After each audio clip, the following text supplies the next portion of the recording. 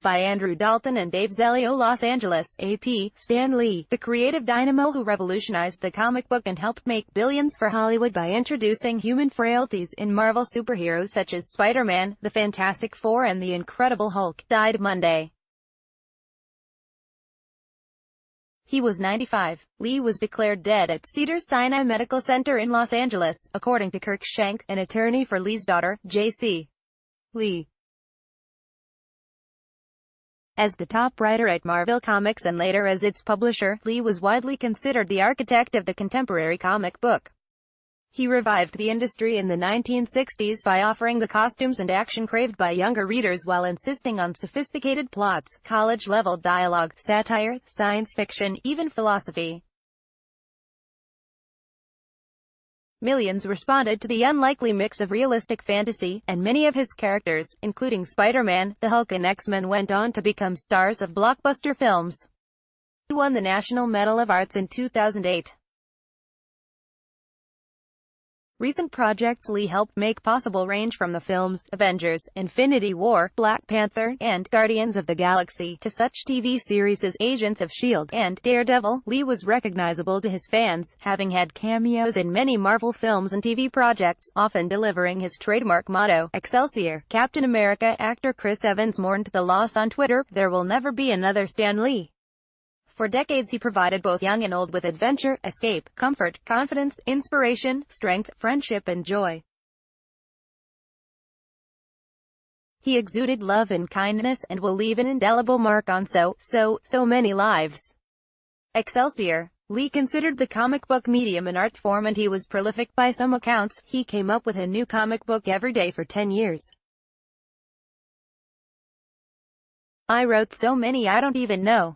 I wrote either hundreds or thousands of them," he told the Associated Press in 2006. He hit his stride in the 1960s when he brought the Fantastic Four, the Hulk, Spider-Man, Iron Man and numerous others to life. "It was like there was something in the air. I couldn't do anything wrong," he said. His heroes, meanwhile, were a far cry from virtuous do-gooders such as rival DC Comics Superman. The Fantastic Four fought with each other. Spider-Man was goaded into superhero work by his alter ego, Peter Parker, who suffered from unrequited crushes, money problems and dandruff.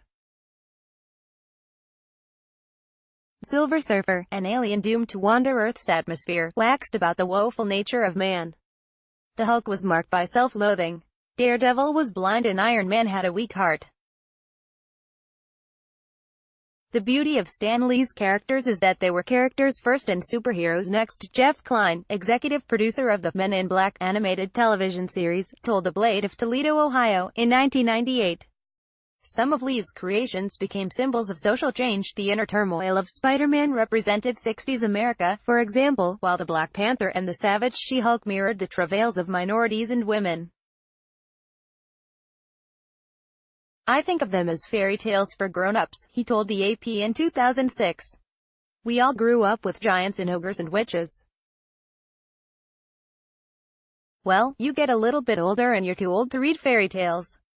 But I don't think you ever outgrow your love for those kind of things that are bigger than life and magical and very imaginative." Lee scripted most of Marvel's superhero comics himself during the 60s, including the Avengers and the X-Men, two of the most enduring. In 1972, he became Marvel's publisher and editorial director. 4 years later, 72 million copies of Spider-Man were sold. "He's become our Mickey Mouse," he once said of the masked, web-crawling crusader. Lee also published several books, including The Superhero Women in 1977 and How to Draw Comics the Marvel Way the following year, when he was named Publisher of the Year by the Periodical and Book Association of America. CBS turned the Hulk into a successful TV series, with Bill Bixby and Lou Ferrigno portraying the doomed scientist from 1978 to 82. A Spider-Man series ran briefly in 1978. Both characters were featured in animated TV series as well. The first big-budget movie based on Lee's characters, X-Men, was a smash in 2000, earning more than $130 million at North American theaters. Spider-Man did even better, taking in more than $400 million in 2002. A Marvel movie empire would emerge after that, one of the most lucrative mega-franchises in cinema history, with the recent Avengers: Infinity War grossing more than $2 billion worldwide. In 10 years, the Marvel Cinematic Universe film shave netted over $17.6 billion in worldwide grosses. Black Panther actor Winston Duke took to Twitter to pay his respects to Lee. "You gave us characters that continue to stand the test of time and evolve with our consciousness. You taught us that there are no limits to our future as long as we have access to our imagination. Rest in power." Stanley Martin Lieber was born Dec. 28, 1922, in New York. He grew up a fan of Hardy Boys, adventure books and Errol Flynn movies, and got a job at Timely Comics after graduating from high school. Within a few months, the editor and art director quit, leaving the 17-year-old Lee with creative control over the company, which grew and was renamed Atlas Comics and, finally, Marvel. Lieber changed his name, thinking Lee would be used for silly little comics, and his real name would be reserved for novels. His early work largely reflected popular movies, westerns, crime dramas, romance, whatever was the rage at the time. He worked for about 50 cents per page. After a stint in the Army during World War II, writing for training films, he was back at Marvel to begin a long and admittedly boring run of assembly line comic book production.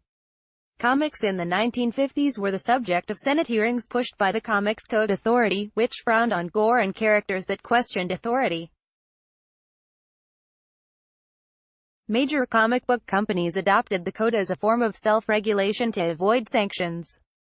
Lee said he was also working for a publisher who considered comics as fare only for children.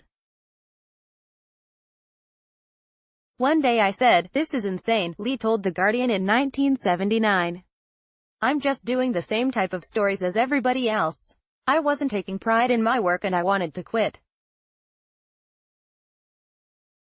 But my wife said, 'Look, why don't you do the kind of comics you want for a change?' The result was the first issue of the Fantastic Four, in 1960, with the characters, plot and text from Lee and the illustrations by famed Marvel artist Jack Kirby. The characters were normal people changed into reluctant superheroes through no fault of their own.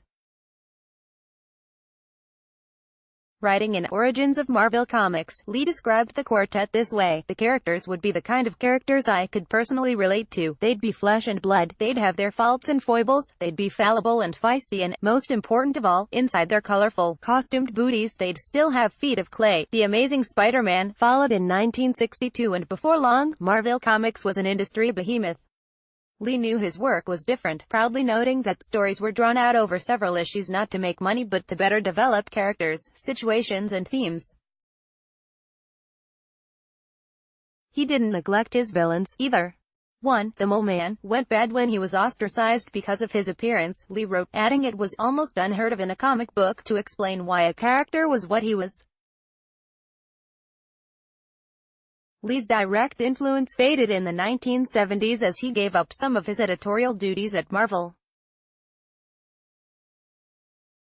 With his trademark white mustache and tinted sunglasses, he was the industry's most recognizable figure. He lectured widely on popular culture.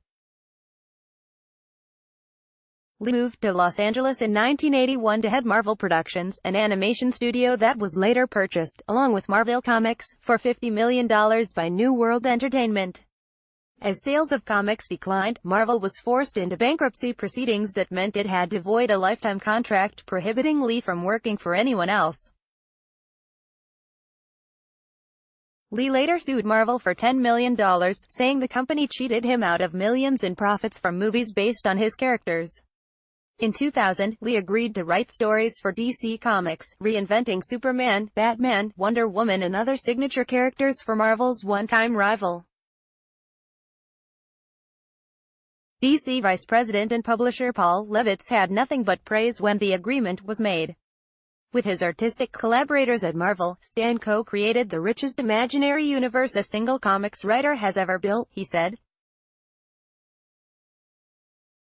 The dapper, friendly comic book genius continued to work into his 90s on numerous projects, including comics, films and DVDs. In the late 1990s, he looked to capitalize on the internet craze, offering animated webisodes of comic-like action. Stanley Media also sought to reach out to web-savvy youth through deals with pop artists the Backstreet Boys and Mary J. Blige. The company went bankrupt, and 3 men were indicted for allegedly defrauding the business in a check-kiting scam.